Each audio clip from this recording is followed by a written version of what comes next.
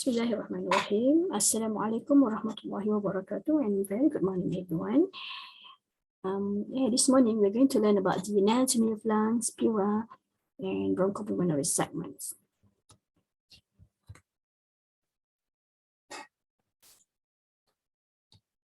Okay, this will be the lecture outline. We're going to cover the pleura, the lung, tracheobronchial tree, and some lung vasculature, and also plus innervation. Okay, before we go into the pleural cavity, as a revision, thoracic cavity is one of the ventral body cavity. Ventral means anterior, okay? It is one of the ventral body cavities, okay? Thoracic cavity consists of pleural cavity, the purple colored cavity in this picture, and also the mediastinal cavity in the middle between two pleurae, okay?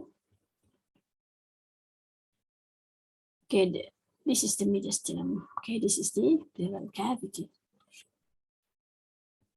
For the mediastinal cavity, just a very quick review, okay? It consists of the heart, the great vessels, the esophagus, the trachea, and also the thymus. Okay, move on to the pleura. Each pleural cavity is completely lined by a mesothelial membrane called the pleura. Okay, this is the definition of pleura. Okay, the pleura is a complete mesothelial membrane that covering the pleural cavity. Okay. Okay, each pleura is two parts. Okay, one is the visceral pleura. The visceral pleura and also the parietal pleura. Okay, in between these two is called the pleural space.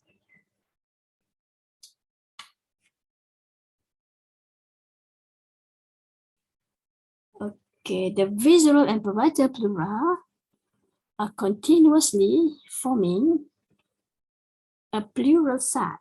Okay, sac means canton. Okay, it's like canton pleura. Okay, this is the pleural sac. Okay, it is made of the continuous line of parietal pleura, the outer part of it, and also the visceral pleura, the inner part of it, the part that is lining the lung. And because of that, each lung is surrounded by the pleural sac. Okay, they are not within the pleural sac. They're not within the pleural sac. Again, I hope you understand this. Okay, going to the visceral pleura. Okay, the visceral pleura, the pleura that is lining the outer surface of the lungs. Okay, it's extend into deep into the horizontal and oblique fissures of the lung, and they are like really attached to it, really attached to the surface of the lung, and they cannot be dissected. Okay, dissected means remove it. Okay, and it continuous with the parietal pleura at the hilum of the lung. Okay, this is the hilum of the lung. I'm going to talk about this later. Okay, for the pleura itself, okay, they line the pulmonary cavity and they adheres to the thoracic wall here, mediastinum and diaphragmatic. Diaphragm, mediastinum and diaphragm, sorry. Okay, mediastinum and diaphragm. So because of that, the pleura can be divided into 4 parts of it. Okay, number 1, it's costal pleura. The costal pleura, and then number 2, the cervical pleura. Number 3, the mediastinal pleura. So I'm not following this number, okay, this is my own number. And number 4 is the diaphragmatic pleura. So there are 4 pleural parts. Okay, let's go one by one with. Okay, cervical pleura. This is the cervical pleura. It covers the apex of the lungs. It's extend above the first rib, through the superior thoracic aperture. Okay, this aperture is called the superior thoracic aperture into the root of the neck. That is cervical part. It's cervical pleura. And the costal pleura is here. Okay, it covers the internal surfaces of the thoracic wall. And you have the diaphragmatic pleura down here, diaphragmatic pleura that covers the adjacent superior surface of diaphragm, and also the mediastinal pleura. Okay, the mediastinal pleura covers the lateral aspect of mediastinum at the hilum of the lung. Okay, this is where the hilum of the lung is located at. It surrounds the structure comprising the root of the lung. Okay. What are the structure in the root of the lung? There are bronchus, pulmonary vessel, and vessels and nerve, okay, in this area. So they become the reflection of the mediastinal pleura, forming the structure called the pleural sleeve. Sleeve ni macam baju t-shirt kita kan. So ada yang long sleeve, ada yang tak ada sleeve. So this is the sleeve. So this sleeve is come from the mediastinal pleura. So they're actually covering the structure that are present in the root of the lung. Okay. Inferior down, below the pleural sleeve, okay, they form the pulmonary ligament. They are actually the part of the mediastinum itself, but because at this area, there is no structure that coming in and out of the lung, so they become continuous with the posterior part of the mediastinum. So they become a very thick kind of connective tissue. They become the pulmonary ligament. Okay. At this hilum also, the mediastinal pleura continuous with the visceral pleura. Okay, what is pulmonary ligament? Okay, the pulmonary ligament is very important to hold the lower part of the lungs in position, and the pulmonary ligaments also provides a potential space for the expansion of the lung tissue during respiration. So they give space for the lung to expand during respiration. Okay, this is another picture showing the different part of the pleura. Okay, number one is the cervical pleura, the costal pleura, the diaphragmatic pleura, and also the mediastinal pleura. So this is the pulmonary sleeve, and some part of the sleeve will down here become the pulmonary ligament. Okay, actually they are not direct. The pleura is not actually directly attached to the thoracic. They're actually lined by the fascia called the endothoracic fascia. Okay, endothoracic fascia, and only at the apex the fascia became more thick, which is known as the suprapleural membrane. Okay. The pleural cavity, as you know, there is the space between the parietal and visceral layer. In between these two layers of pleura, there is the space which we call it is pleural cavity. This pleural cavity is actually the potential space. Do you know what is the meaning of potential space? Okay, it's like the space is there, but there is not actually space. Okay, I hope you understand what it means. I actually it's really attached to the lung, but they are easily separated. Okay, that is the meaning of the potential space. Okay, because they are potentially separated, become space. In condition called the pneumothorax, this part of the pleural cavity is filled with air, so they will be easily separated. Okay, so well, there is a condition that I can tell you easier for you to imagine how is the pleural cavity look like. It's like when you wear a wet shirt. Okay, when you wear a wet shirt, so what happened? The shirt will very adhere to your skin. So that is how the pleural cavity attach. Okay, that is how the parietal pleura attach to the visual pleura. So they are really, really close to each other. Okay, yet they are still called the pleural cavity. And the pleural cavity contains a capillary layer of serous pleural fluid, which lubricates the subpleural surfaces and allow the layers of pleura to slide smoothly over each other during respiration. So we can't feel any pain sensation when they slide each other, because there is the pleural fluid that lubricating in the pleural cavity. Okay. This is what I told you just now. The pneumothorax, the clinical correlation for the pleura is the pneumothorax, where the air and the entry of air into the pleural cavity due to a chest trauma, whether it's stab wound or fractured ribs that lacerates the chest wall and the parietal and visual pleura, and this results in collapse of the lung on the affected side.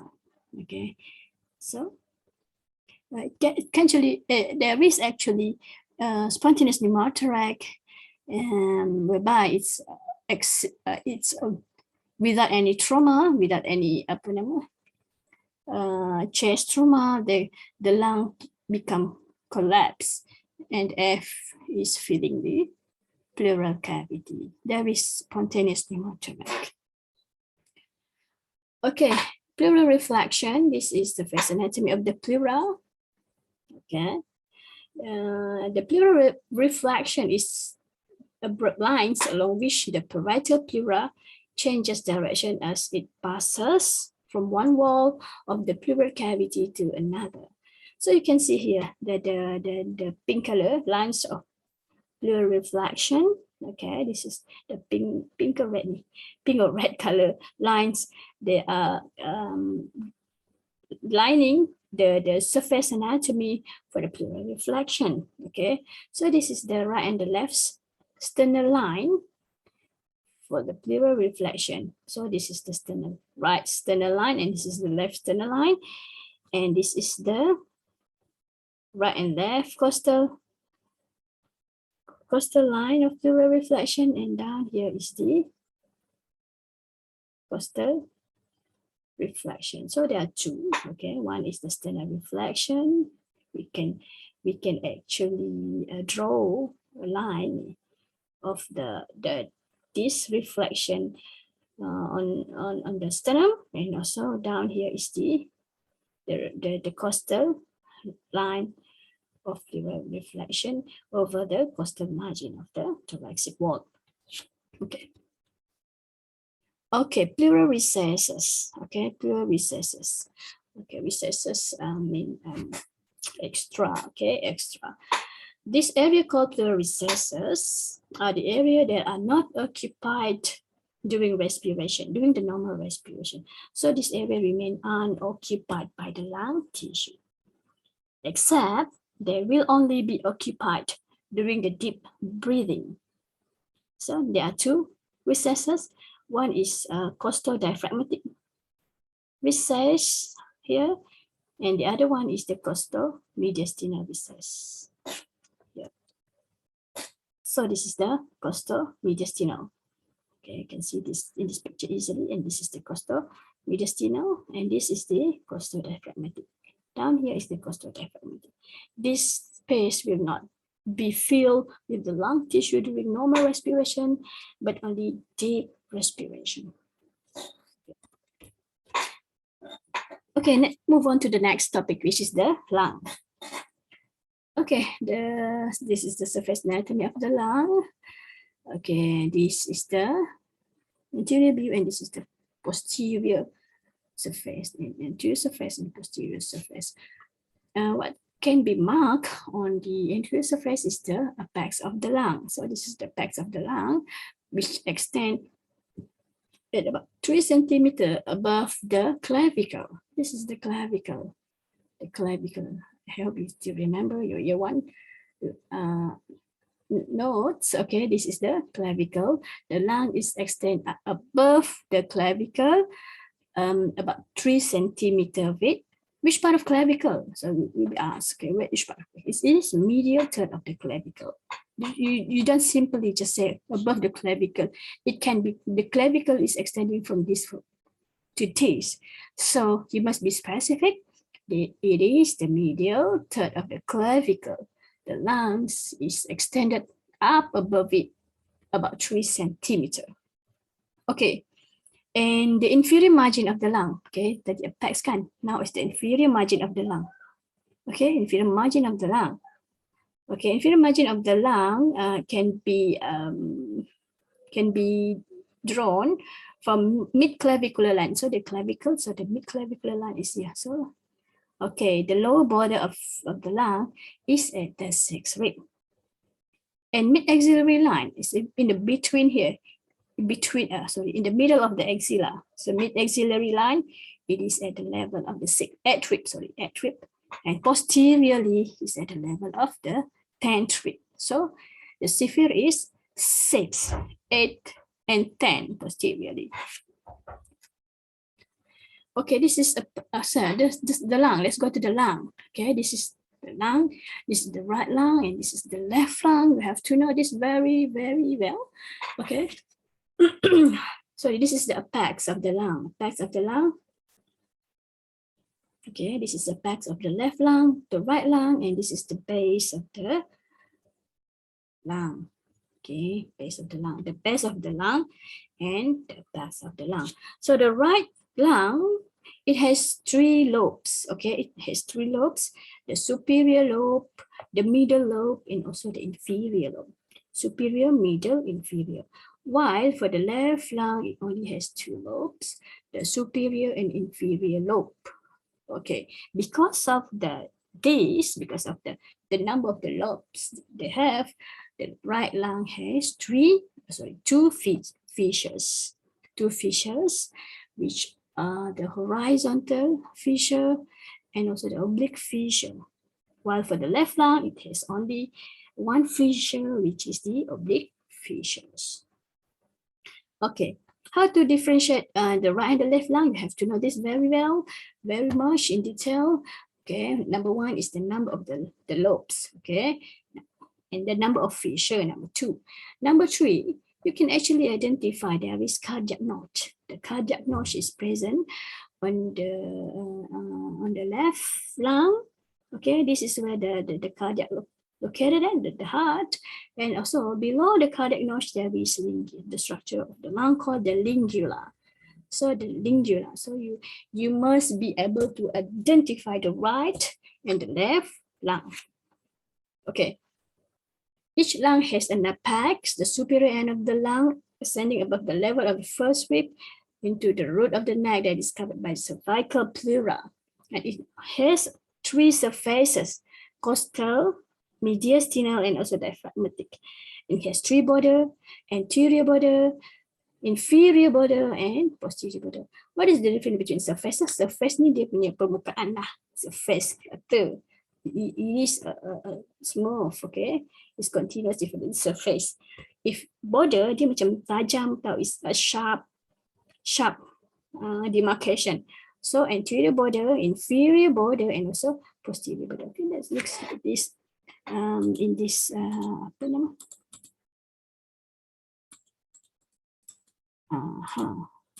Okay, actually this is a video.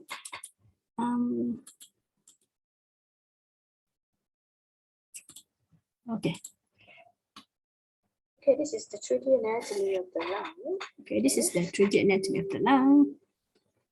Okay. This picture. All right. Lung has an apex. Apex, yeah. An apex. This is the apex.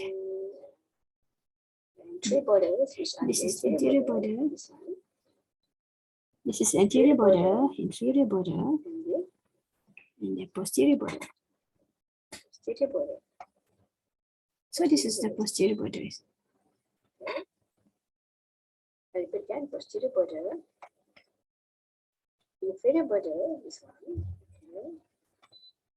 And anterior border is here. So this one. This is the anterior border. All right. Okay, move on to the next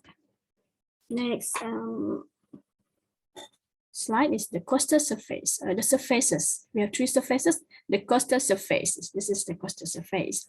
It's related to the costal pleura. The costal pleura separated from the ribs, costal cartilages, and innermost intercostal muscles, and from the bodies of the thoracic vertebra posteriorly. Okay. And then the mediastinal pleura. Mediastinal surface is here, related to the mediastinum. The feature of the mediastinal surface is there is hilum present in the mediastinal surface. There are also impressions for all the structure that met by adjacent structures, and also the presence of the pulmonary ligament. Okay, this is the hilum. Hilum is where the part of the lung that is where the structure enter and exit from it. So this is the hilum, and you can see all of this impression, okay, of the lung. Okay, you have to know this. Okay, I remind you, you have to know this very well. Okay. The esophagus and the groove for superior vena cava, the cardiac impression, and then you have the groove for inferior vena cava. Posteriorly, you have the groove for esophagus. Okay, groove for esophagus. So for the lung hilum is the area in the mediastinal surface of the lung where the structure enter or leave the lung. So this is the hilum, the lung root. Okay, for the structure that is present in the hilum, you have to identify also. Okay, this is really important for you. Okay, this is the pulmonary veins, the pulmonary artery, superior and right main bronchus. Okay, you can see the vessels here. And down here, there is the pulmonary ligament. All right, this is the left lung. You have the groove of the arch of aorta. Okay, yeah. Groove for the descending aorta, and then some area of esophagus here. And this is obviously the cardiac impression, where that is related to the heart. And the groove for the first rib, the groove for subclavian artery, area for trachea and esophagus. Okay, I have to know this very well too. Okay, this up here, there is pulmonary artery, the bronchus, the main bronchus, the pulmonary veins. All right, the pulmonary ligaments are here. So you have to know all the structure that differentiating the right and the left hilum. Okay, diaphragmatic surface is down here. So this is the diaphragmatic surface. From the base of the lung, raised on dome of the diaphragm, and bounded by inferior border. So inferior border, posterior border, anterior border. Okay. Okay, the next topic, tracheobronchial tree. Tracheobronchial tree is cartilaginous tube conducting air from the larynx to the bronchi and vice versa. The trachea also protects the lungs from potential harmful external agent with even immune cells and from particles physically entering the lungs through its specialized epithelial cells. So they actually can trap the structure that entering a foreign body that enter the lung by producing mucus. So that's why when someone is choking, they will cough. If the particle is small, that the person will cough. So that the particles that enter the lung can be expelled out of the lung again. Okay, there is tracheobronchial tree consists of trachea, the main bronchus, right and left main bronchus, and then it has superior or parietal, superior lobar, right superior lobar, right middle lobar. Okay, and actually one is right lower lobe of bronchus. Okay, And for the left lung, it has left superior and left inferior lobar. Okay. Trachea. Before we go into detail of the other parts of the tracheobronchial tree, the trachea is the trunk. Is the trunk for the tracheobronchial tree. So dia macam dia punya trunk lah. Okay, the trunk for the tree. Okay, batang utama dia. Okay, is the trachea. It is continuous with the layering up here. Continuation of the layering. It bifurcates. The bifurcate between right and the left main bronchus at the level of transverse thoracic plane or sternal angle into main bronchi and one to each lung and passing inferior-laterally to enter the lungs at the hilum, at the hilar. Okay, so this is the where it bifurcates at the level of the sternal angle. This is called sternal angle. So this is manubrium of the sternum, this body of the sternum, and this in between the manubrium and the body of the sternum, there is the sternal angle. Okay, the sternal angle marks the transverse thoracic plane. It passes between the sternal angle up until the intervertebral disc that is located between the fourth and the fifth thoracic vertebra. So this is the transverse thoracic plane. So it's marked the bifurcation level of the trachea into the right and left main bronchi. Okay, move on to the next, the main bronchus. So the main bronchi, okay, we have right and the left main bronchi. The right main bronchi, main bronchus is wider, it's wider, shorter, and more vertically than the left. Okay, what is the significance of this? Because of this, if someone is accidentally choked, choking is always accident, okay? Choking, that the particle will enter the right first, then the left. Maksudnya dia senang nak masuk into the right main bronchus because it is wider, wide is shorter, and then it is more vertical than the left. Okay. So each main bronchus, it is primary bronchus, namanya dia primary, this is primary, each main bronchus divides into secondary lobar bronchi. So this is the secondary lobar bronchi. The primary bronchus divide into secondary lobar, okay? The number of the secondary lobar bronchi obviously depend on how many lobes we have, okay? For the right, we have 3 secondary. For the left, we have 2 secondary lobar bronchi. Each lobar bronchus divides into several tertiary. Of each of these lobar divides into several tertiary segmental bronchi that supply the bronchopulmonary segment. Okay, one secondary divides further into 3 or 4 tertiary lobar bronchi, that each of these tertiary lobar bronchi will supply one of the bronchopulmonary segments. You will learn about the bronchopulmonary segment in a short while. Okay, wow, it's easy. It's actually on the next slide, okay? Bronchopulmonary segments, okay? Each segment is a pyramidal shaped segment of lung, where the apex of this pyramid is towards the root of the lung. So obviously the apex ni dekat area the root of the lung, and the base is actually toward the pleural surface. It is the subdivision of a lobe. Okay, one lobe can be subdivided into few bronchopulmonary segments and separated from adjacent segment by connective tissue septa. Sorry, this one segment is separated from this segment by connective tissue septa. It's septum, okay? Supplied independently by a segmental or tertiary bronchus, I explained before, and a tertiary branch of pulmonary artery. And the name, according to the segmental bronchus supplying it, okay, and drained by intersegmental parts of pulmonary veins that lie in the connective tissue between 2 segments.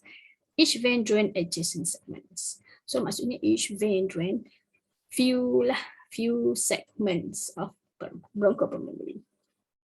Vein apa? intersegmental vein.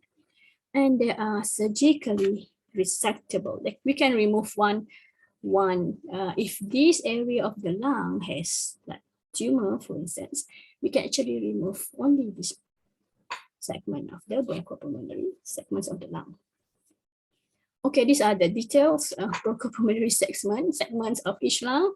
Okay, this is the right lung punya segments. Okay, we have three lobe. Okay, one lobe, superior, inferior, and middle lobe.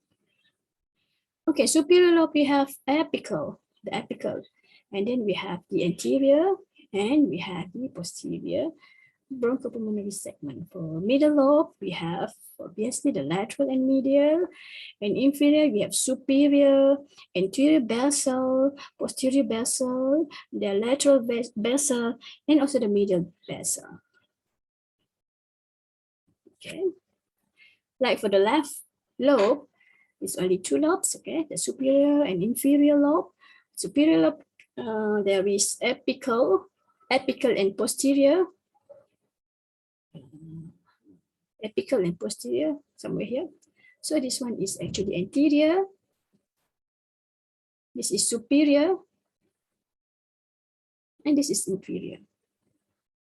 And then for inferior lobe, there is superior, and then this is anterior basal,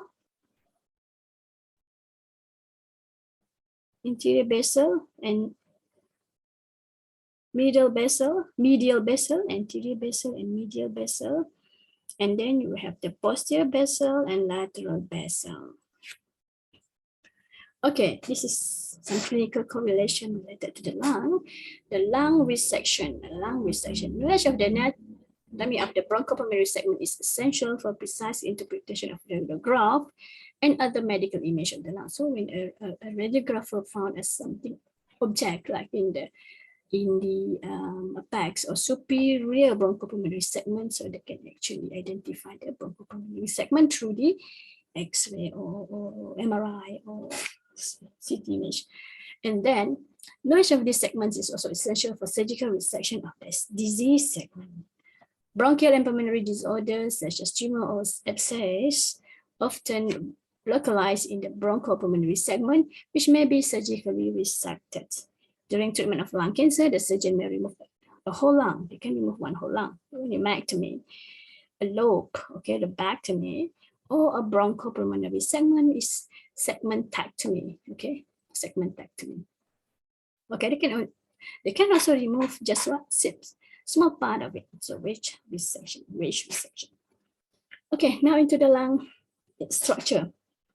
So the lung structure.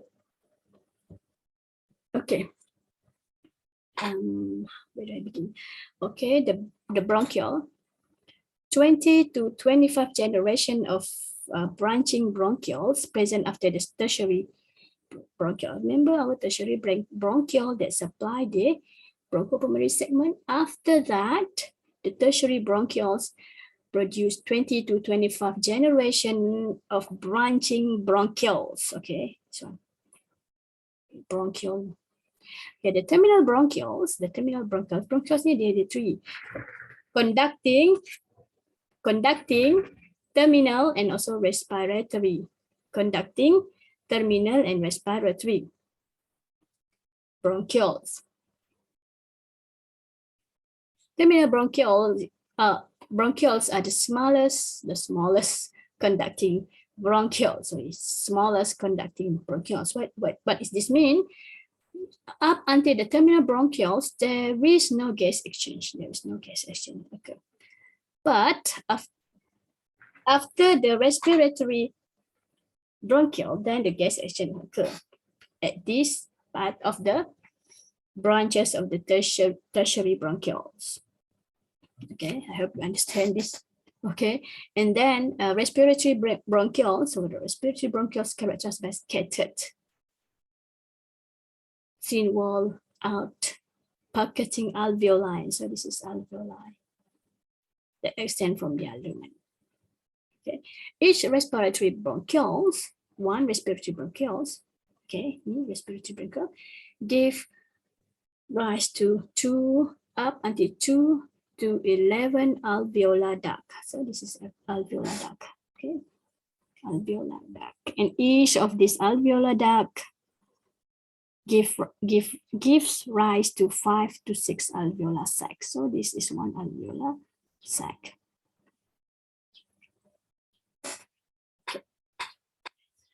Each respiratory, this is alveolar sac.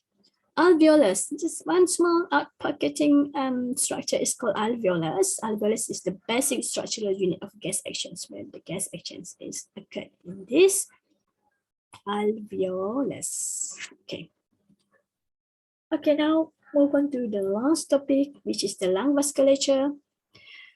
Okay, the pulmonary, there's actually two, pulmonary artery and bronchial artery. So pulmonary artery, basically the artery that carry low oxygen blood to the lungs for oxygenation. It is artery, but they carry the venous blood. Okay, from the pulmonary trunk, I don't have no idea. Where is the pulmonary trunk? The pulmonary trunk, it divides into the right and the left pulmonary arteries. Within the lung, each artery divides into the lobar arteries to each lobe, and segmental arteries to each bronchopulmonary segment. It's colored blue because it carries the venous blood. Actually, this is artery, the pulmonary artery. Okay, the arteries and bronchi, are paired in the lung because they need to exchange the gas in the same bronchi, okay, and run in parallel, okay. And arteries is the anterior to bronchus, right? Now the pulmonary veins, okay, the red color structure in this picture is the pulmonary vein, don't get confused. Okay, they mainly high oxygen blood from pulmonary capillaries. Okay, they collects mainly high oxygen blood from pulmonary capillaries and very small volume of low oxygen blood from visceral pleura. More peripheral parts of the lungs, distal components of the root of the lung are supplied by bronchial arteries, which are supplied by bronchial arteries. Okay. Okay, the pulmonary veins, component of pulmonary veins from the pulmonary capillary, okay, from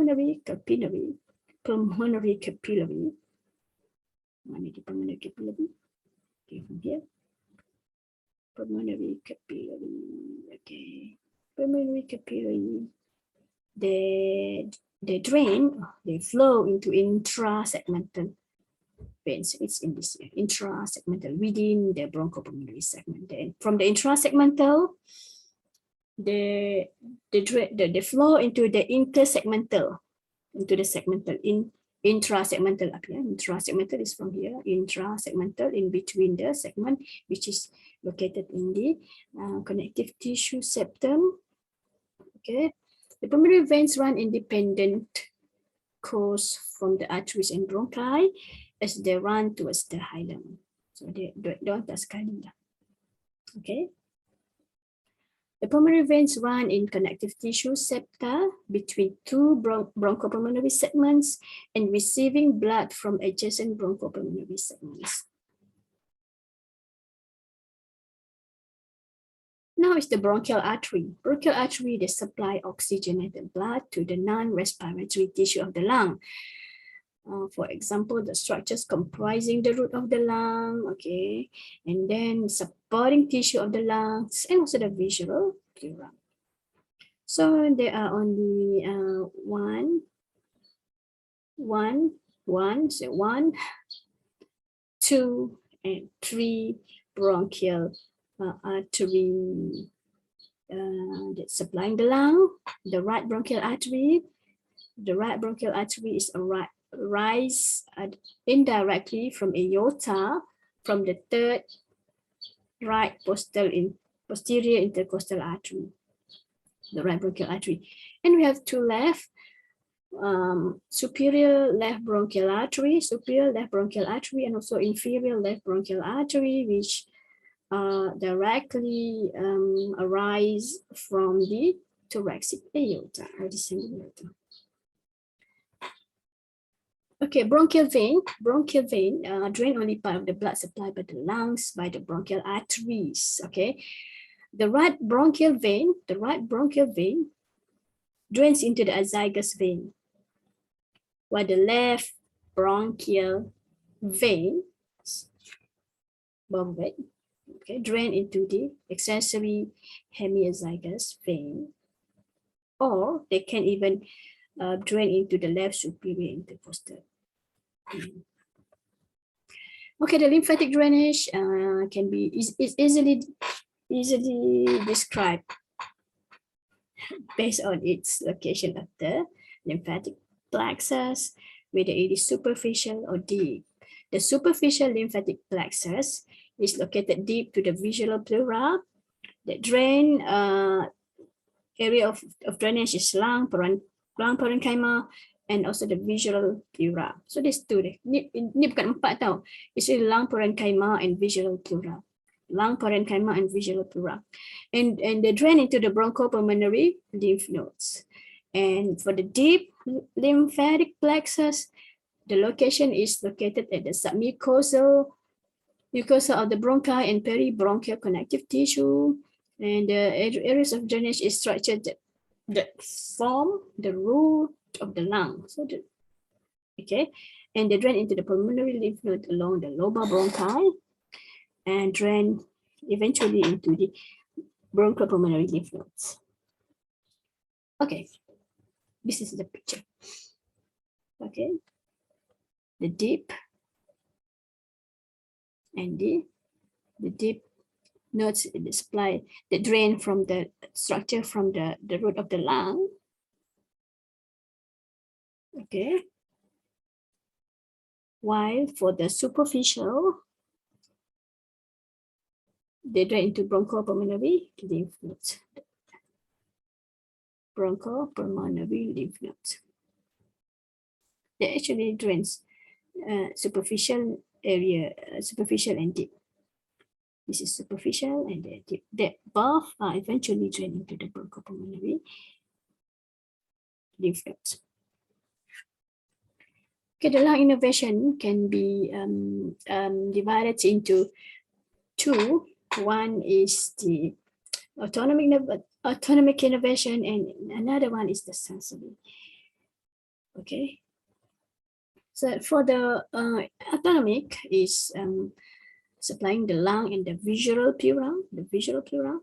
They can be parasympathetic and sympathetic. For the parasympathetic, they derive from vagus nerve or phrenic nerve. The phrenic nerve is this one. The vagus nerve, they stimulate secretion from the bronchial glands. They stimulate secretion from the bronchial gland. The parasympathetic, they stimulate, and they also contraction of the smooth muscles. Contraction of smooth muscles, and they will vasodilate the pulmonary vessel. So what happened?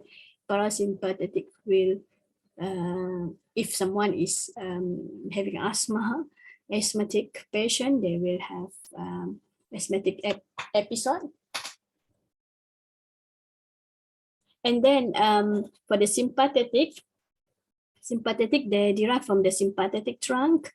They stimulate relaxation of the bronchial smooth muscle and vasoconstriction of the pulmonary vessels. While for the parietal pleura, there is the sensory nerve. They derive from the intercostal and phrenic nerves for touch and pain.